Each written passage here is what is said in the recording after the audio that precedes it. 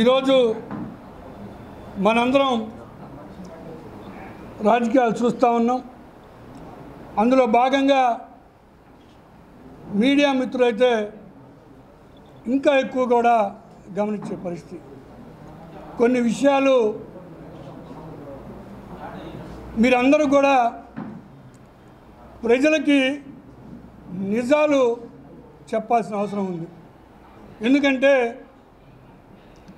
Telugu Desam party వాటి పుట్టగతులే ఒక అబద్ధాలు, గ్లోబల్ ప్రచారం. మనందరికీ తెలుసు, దివంగత నేత డాక్టర్ వైఎస్ రాజశేఖర రెడ్డి గారు ఎప్పుడు చెబుతుంటారు, చంద్రబాబు నాయుడు నిజాలు చెప్తే ఒక ముని శాపం ఉంది, తన తలకాయ 1000 వక్కలైద్దని.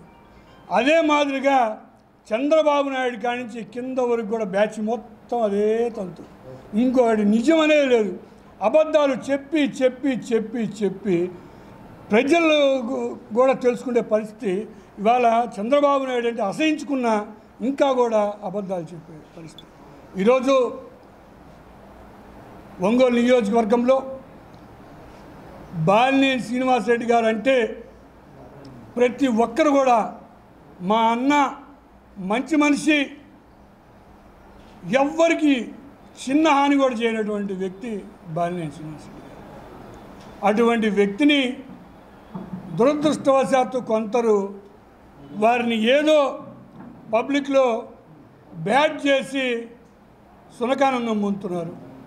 నేను చెప్తున్నాను, నిన్న ప్రెస్ మీట్ పెట్టారు కొంతమంది ప్రబుద్ధులు.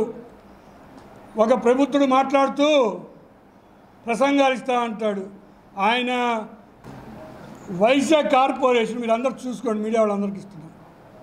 తెలుగుదేశం గవర్నమెంట్లో కోడికి 10 రోజుల ముందు ఇదిగో 6 జీవోలు ఇచ్చారు. అన్నీ ఒకటి మీ అందరూ కూడా ఒకసారి చూడాల్సిన అవసరం.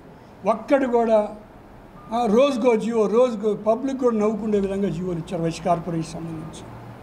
రోజుకొకరికి, ఒకరోజు జయంతి వెంకటేశ్వర, ఒకరోజు మద్దాలగిరి, ఒకరోజు సిద్ధ వెంకటేశ్వర. అసలు ఈ జీవోలు చూస్తే నవ్వుకునే విధంగా ఒక 10 రోజుల్లోపే. సరే, మార్చి 8వ తేదీ 30 కోట్లు వైశ్య కార్పొరేషన్కి అని చెప్పారు. ఈ రాష్ట్రంలో ఉన్న ఆర్యవైశ్య పేదలందరూ కూడా ఆశపడ్డారు. చంద్రబాబు నాయుడు నిజాలు చెప్పడానికి తెలుసు, కానీ ఆశపడ్డారు ఏమన్నా వైశ్యులకు ఇస్తారేమో అని.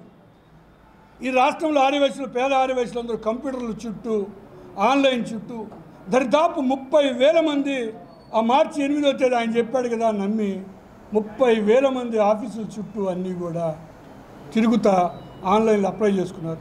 ఒక్కో వైశ్యుడికి 500, 600, 1000 రూపాయలు ఖర్చు ఆన్లైన్లో పెట్టుకున్నారు. ఒక నీచమైన ఆలోచనతో మంచి చేద్దామని ఎప్పుడు ఆ చంద్రబాబు నాయుడికి ఆ బ్యాచ్కి ఉండదు. ఒక నీచమైన ఆలోచనతో చేస్తూ ఉన్నారు.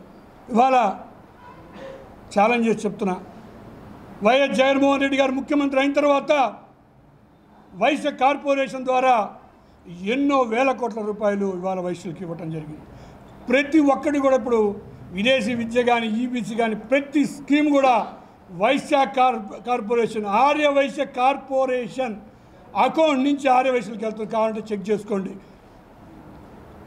ఒక దుర్మార్గమైన ఆలోచనతో ఒకరికి మంచి చేయని చేత కాదు ఆ చంద్రబాబు నాయుడికి కానీ, లేదో పెద్ద మేధావుల్లో మాట్లాడుతున్నాడు వైశ్య కార్పొరేషన్ గురించి.